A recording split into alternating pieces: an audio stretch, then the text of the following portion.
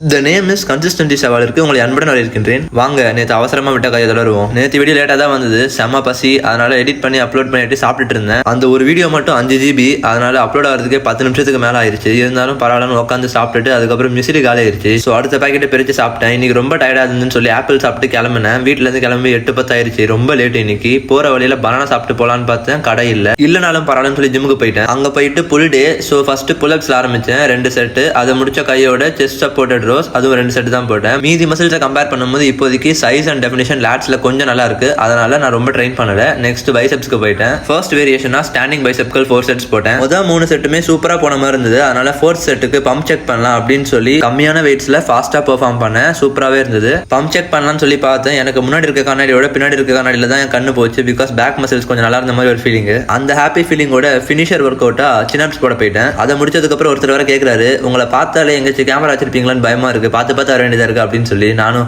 அச்சோ அப்படின்னு சொல்லிட்டு வந்துட்டேன். அப்படியே வீட்டுக்கு வந்த கையோட டின்னர் சாப்பிட்டேன்.